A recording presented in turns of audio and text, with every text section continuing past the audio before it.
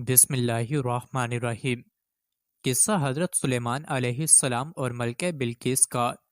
حفت اقلیم کی نو عمر بادشاہ، شاہی محل کی 12 دریوں میں بے فکری کی زندگی گزارنے والے، اللہ کے فرما بردار، وہ کم عمر نوجوان ابھی جوانی کی دہلیز پر قدم بھی نہ رکھ پائے تھے کہ ان کے والد محترم اللہ کے نبی اور بادشاہ وقت حضرت داؤد علیہ السلام انتقال فرما گئے۔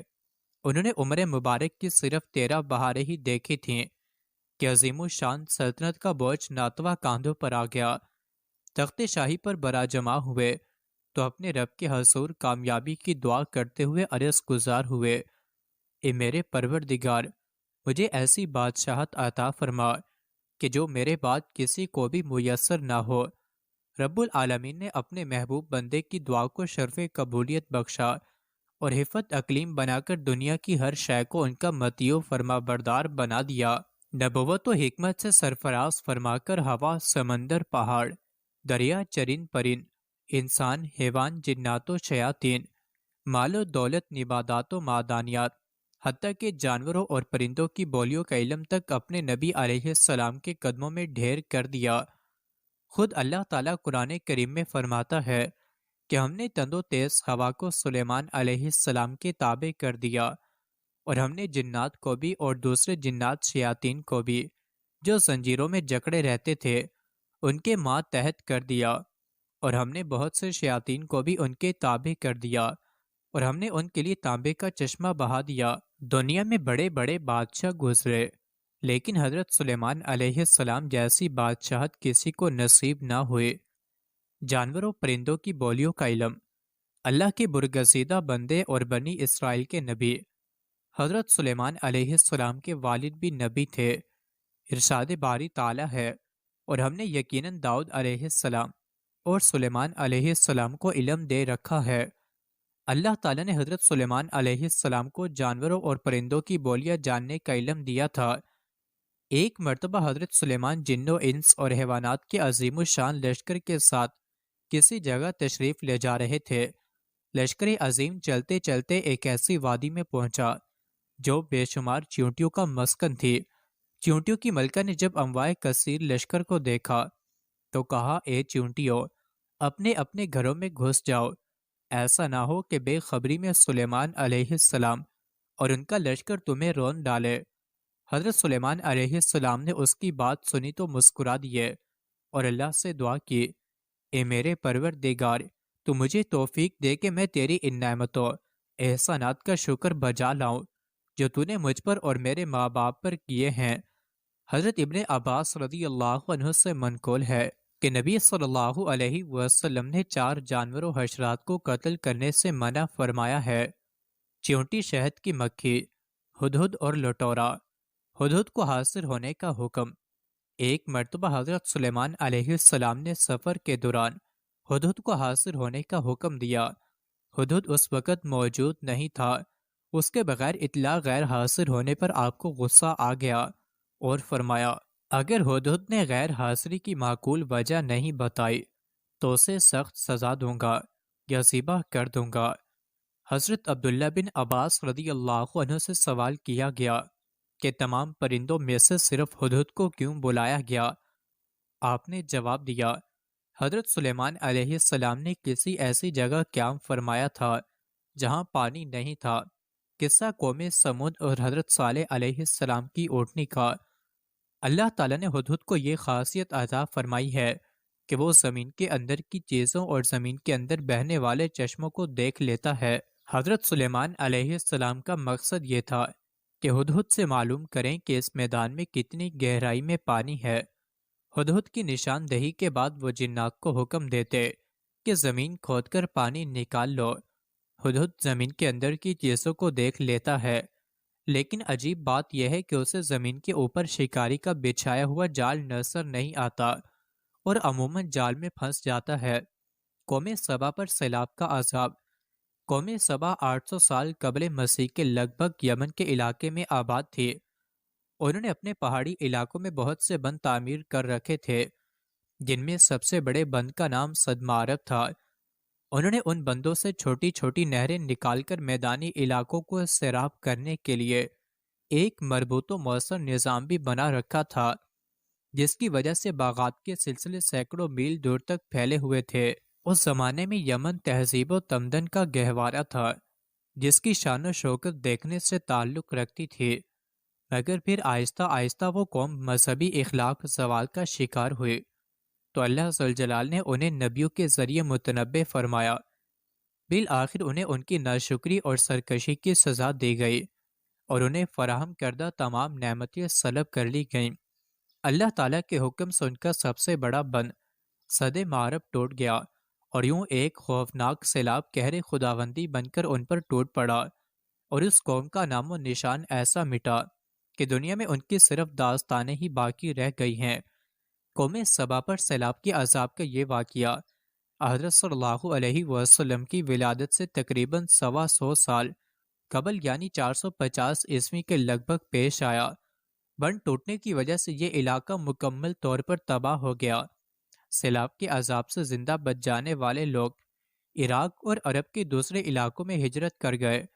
یثرب میں آباد ہونے والے قبائل اوس اور خزرج کا تعلق بھی یمن سے تھا۔ قوم سبا کی تباہی کے بعد مذکورہ تجارتی شاہراہ پر قریش مکہ کی اجارہ داری قائم ہو گئی۔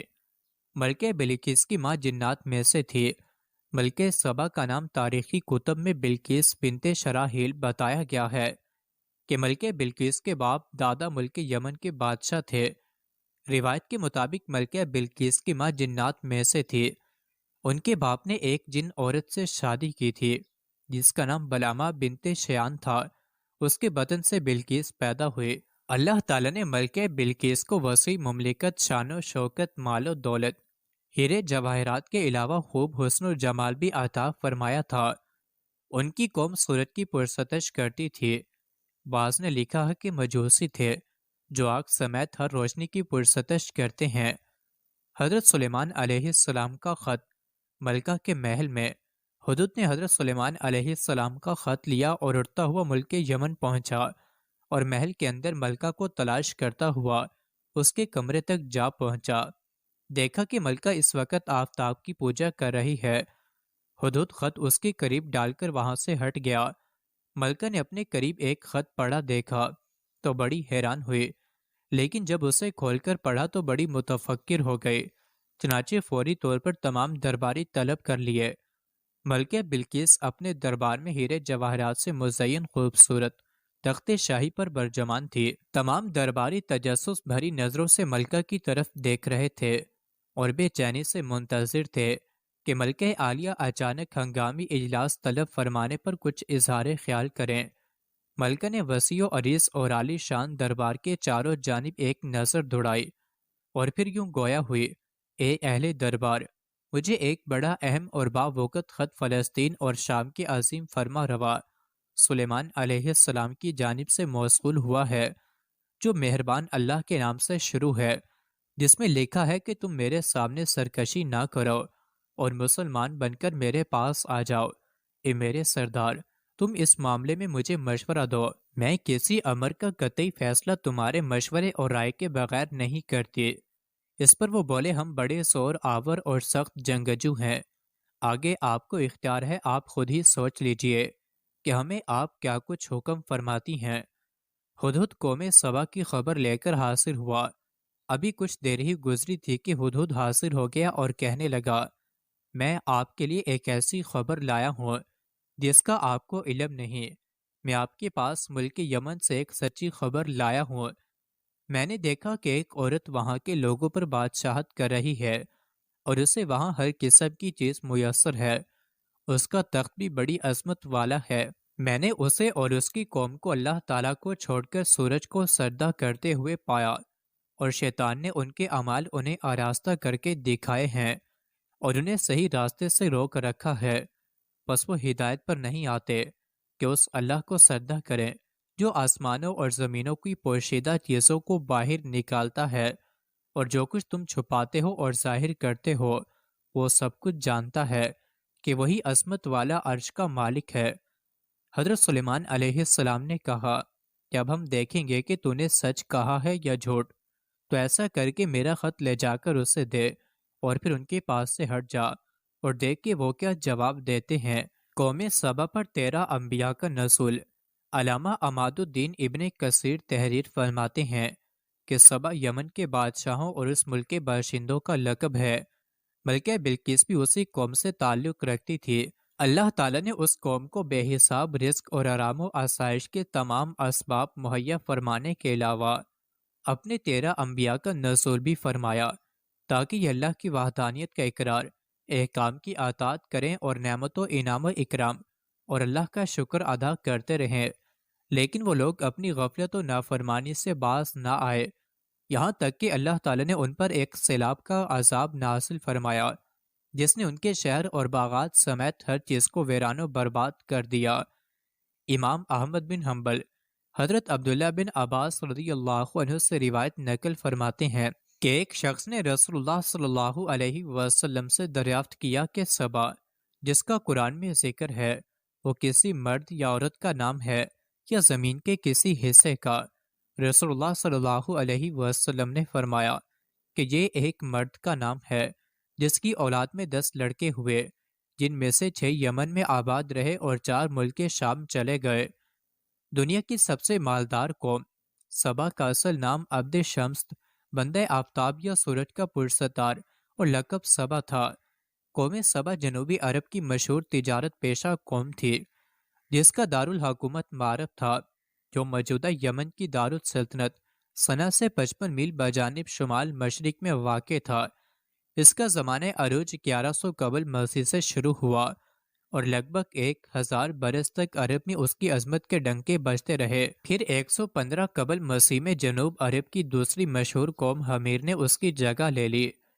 عرب میں یمن، حضر موت اور افریقہ میں حبش تک کا علاقہ ان کے قبضے میں تھا۔ مشرقی افریقہ، ہندوستان، مشرق بعید اور خود عرب کی جتنی تجارت مصر و شام اور یونان و روم کے ساتھ ہوتی تھی وہ زیادہ تر اسی ہی قوم سبا کے ہاتھوں میں تھی۔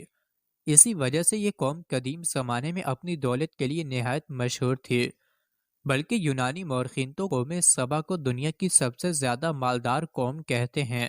بلقیس کے قاصد دربار سلیمانی میں ملکہ سبا نے کہا کہ یہ طاقتور بادشاہ جب کسی بستی میں داخل ہوتے ہیں تو اسے فتح کرنے کے دوران اجاڑ دیتے ہیں اور وہاں کے باعزت لوگوں کو قتل و غارت گیری کے بعد قیدی بنا کر ذلیل و خوار کر دیتے ہیں، اور یہ لوگ بھی ہمارے ساتھ ایسا ہی کریں گے۔ چنانچہ میں انہیں تحفے بھیج کر دیکھتی ہوں کہ ان کا کیا رد عمل ہوتا ہے، اس سے ہمیں اندازہ ہو جائے گا کہ سلیمان علیہ السلام کوئی عام دنیا دار بادشاہ ہیں یا اللہ کے نبی جن کا مقصد اللہ کے دین کا غلبہ ہے۔ اگر انہوں نے ہماری یہ تحفے قبول نہیں کیے تو یقیناً ان کا مقصد دین الہی کی سربلندی ہے۔ اس صورت میں ہمارے پاس بھی ان کی اطاعت کے سوا کوئی چارہ نہیں ہوگا۔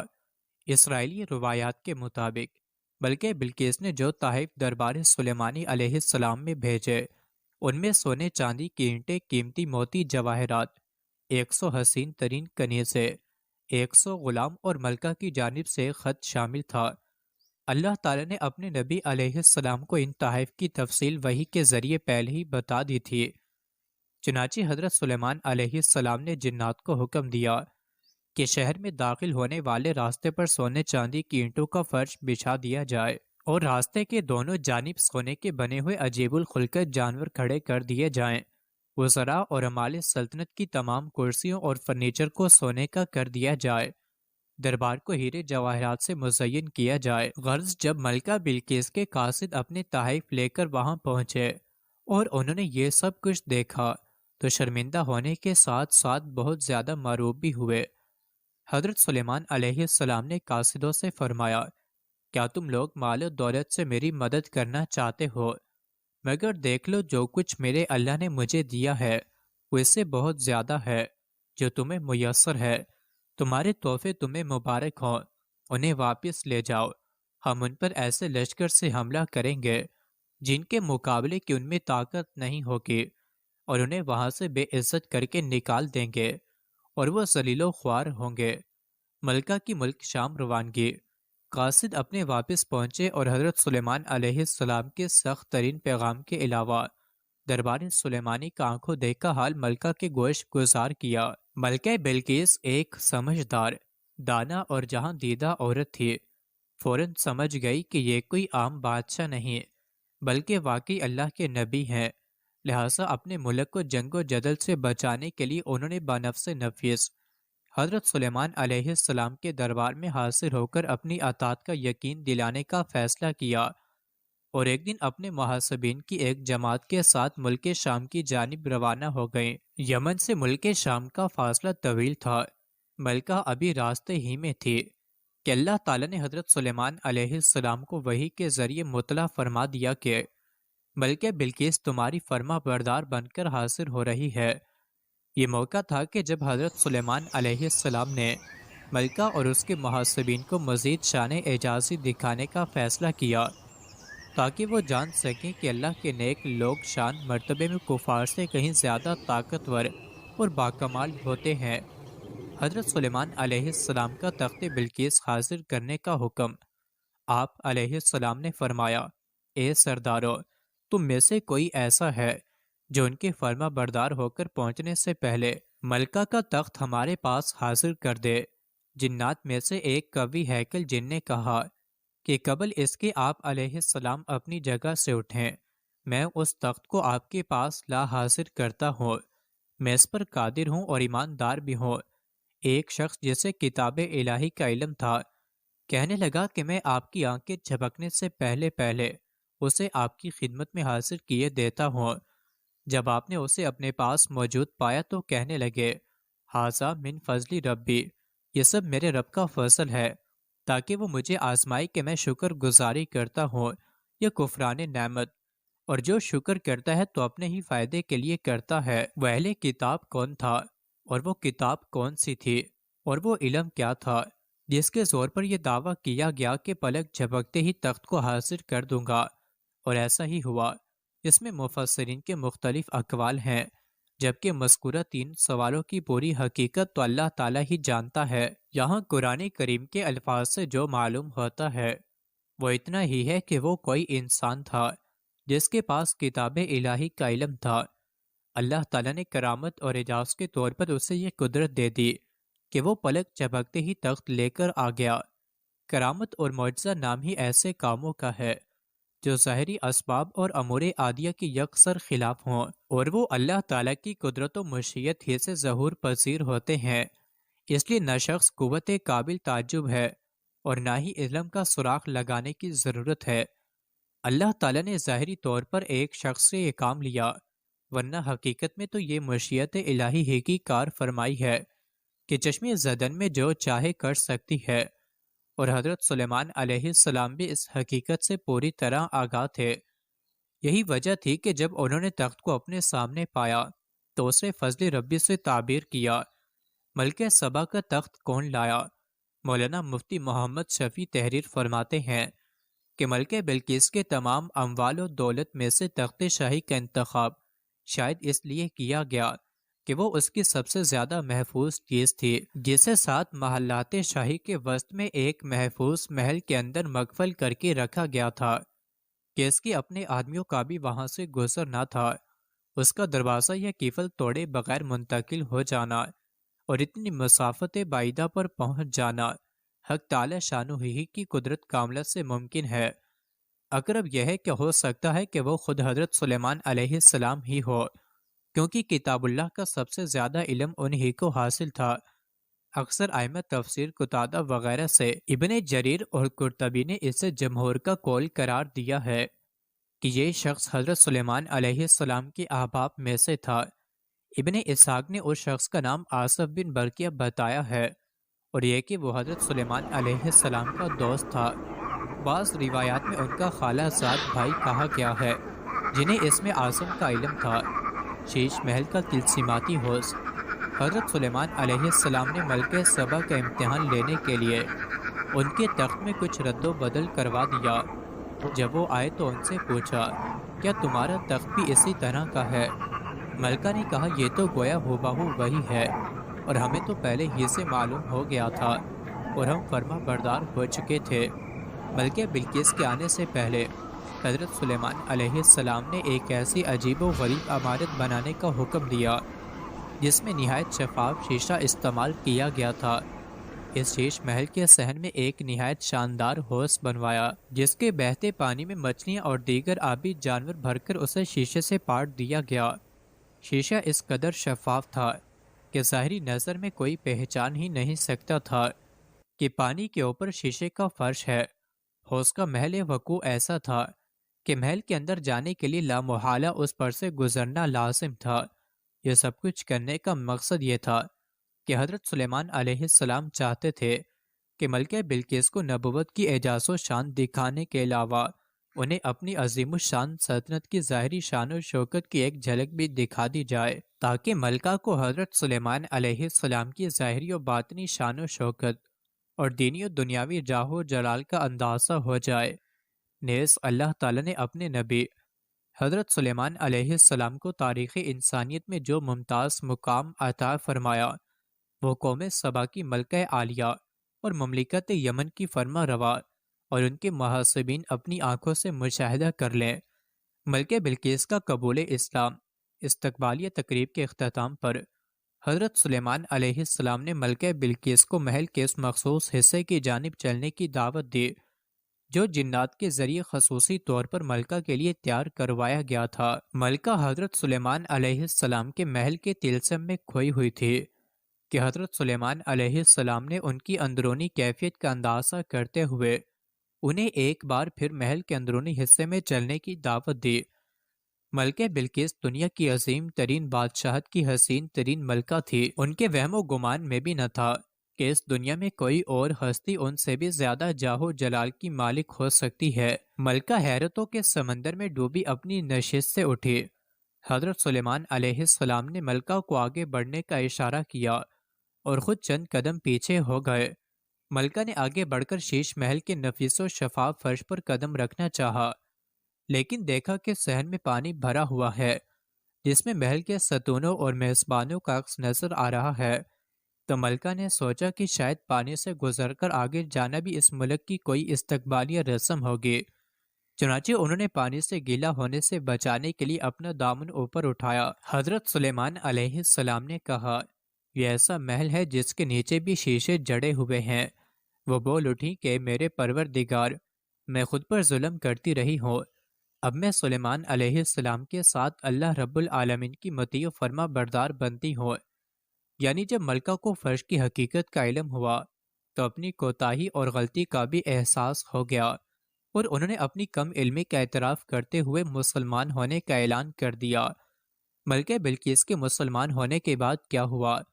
قرآن کریم یا کسی مستند حدیث مبارکہ صلی اللہ علیہ وسلم میں اس کی تفصیل نہیں ملتی، بلکہ بلقیس نے حضرت سلیمان علیہ السلام سے نکاح کر لیا۔ جیسا کہ اوپر بیان کیا گیا کہ ملکہ بلقیس کے مشرف با اسلام ہونے کے بعد کیا حالات پیش آئے، قرآن کریم نے اس حوالے سے سکوت کیا ہے۔ یہی وجہ ہے کہ کسی شخص نے جب حضرت عبداللہ بن اینیہ سے پوچھا کہ کیا حضرت سلیمان علیہ السلام نے ملکہ بلقیس کے ساتھ نکاح کر لیا تھا، تو انہوں نے فرمایا کہ قرآن نے اس معاملے میں جتنا بیان کر دیا ہے وہ کافی ہے، ہمیں بھی اس کے بعد کی تفتیش میں پڑھنے کی ضرورت نہیں ہے۔ تاہم ابن عساکر نے حضرت اکرمہ رضی اللہ عنہ سے روایت کیا ہے کہ اس کے بعد ملکہ بلقیس حضرت سلیمان علیہ السلام کے نکاح میں آ گئی تھی۔ انہیں ان کے ملک میں برقرار رکھ کر یمن واپس بھیج دیا گیا تھا۔ حضرت سلیمان علیہ السلام ہر مہینے وہاں تشریف لے جاتے اور 3 روز قیام فرماتے تھے۔ حضرت سلیمان علیہ السلام نے ان کے لیے ملک یمن میں 3 عمدہ محلات ایسے تعمیر کروا دیے تھے جن کی مثال و نظیر نہیں ملتی۔